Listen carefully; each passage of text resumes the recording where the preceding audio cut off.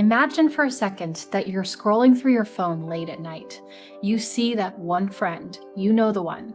Their house is perfect, their kids are smiling, and their career looks like a highlight reel of constant wins. You feel that sharp little sting in your chest, don't you?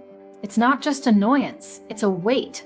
You roll your eyes and tell yourself it doesn't matter, but your mind is already beginning to whisper, why them and not me? Why is my life so much harder? We think these tiny moments of resentment are harmless, but we're wrong. They are the junk food of the mind, and they are quietly costing you the very strength you need to survive what's coming next. Let's talk about that perfect friend. We've all had moments where we secretly hope they'd trip, just a little.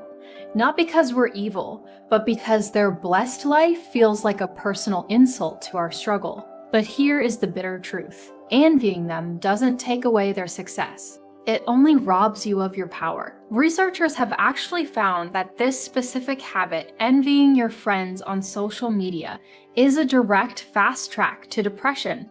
It's a mental trap, and it's just one of many that we walk into every single day without realizing it. We complain about our bosses, we blame our partners for our moods, and we wait for the world to finally be fair to us. We think these thoughts are small, we think they're justified, but every time you indulge in them, you are leaking mental energy. And in this life, mental energy is the only currency that actually matters.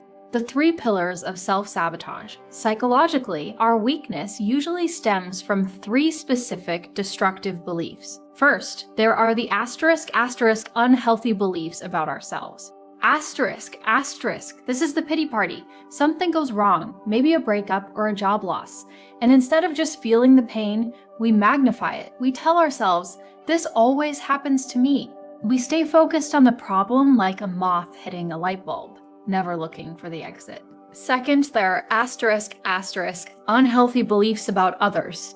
This is when you give away your power. When you say, my mother-in-law drives me crazy, or I have to work late, you're lying to yourself. You're acting like a passenger in your own life.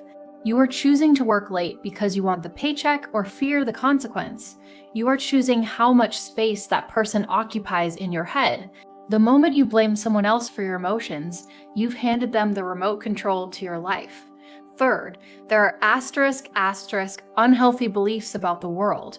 This is the most dangerous one. It's the belief that the world owes you, that because you're a good person, you deserve success, that because you've suffered, you're due for a reward. Pause for a moment and really think about that. Do you feel like you're waiting for a cosmic reward for your struggle? The reality is, you can't afford these habits, not because they make you a bad person, but because eventually, life is going to hit you hard.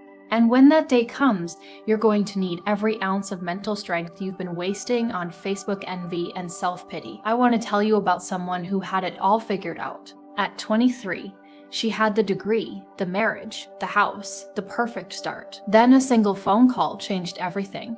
Her mother, healthy and only 51, suffered a brain aneurysm and was gone in 24 hours. She spent years healing, and just when she thought she was standing on solid ground again, on the anniversary of her mother's death, her husband collapsed. He was 26. A heart attack took him in an instant. Suddenly, she was a 26-year-old widow without a mother. When you are standing in the middle of that kind of wreckage, good habits aren't enough. You can practice all the gratitude in the world, but if you are still carrying the junk food habits, the self-pity, the resentment, the belief that life is unfair, you will sink. The gym of the mind, mental strength, is exactly like physical strength. If you want to get in shape, you go to the gym and lift weights. That's the good habit. But if you leave the gym and immediately eat a dozen donuts, you'll never see results. You'll be working out but staying weak. To be mentally strong, you have to do the heavy lifting of gratitude and discipline, but you must also stop eating the mental junk food. So how do we actually change? It starts by facing the discomfort. We host pity parties because we're afraid to just feel sad. We think if we complain enough, the pain will go away. It won't. The only way through an emotion is it. You have to let yourself feel the hurt, sit with it, and then move on without making it your identity. It continues by stopping the comparison game. The only person you should be competing with is the version of you that woke up yesterday.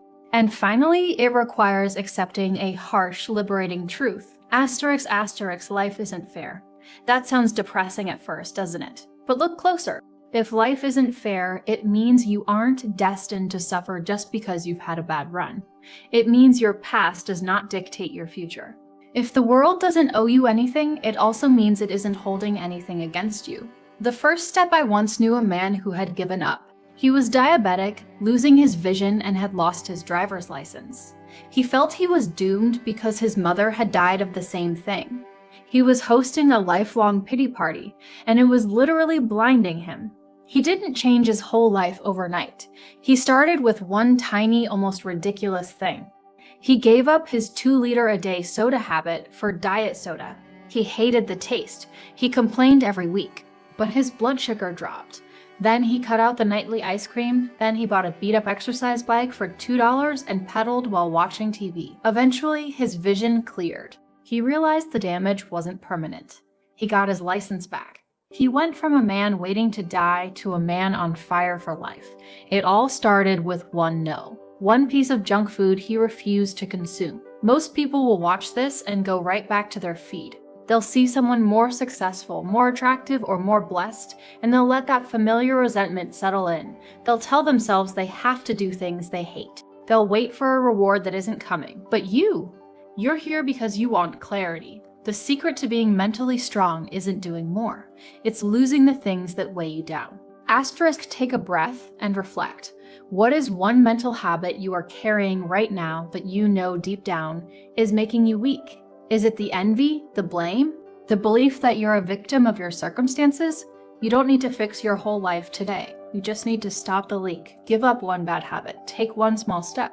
Because the world doesn't owe you a better life, but you owe it to yourself to be strong enough to build one.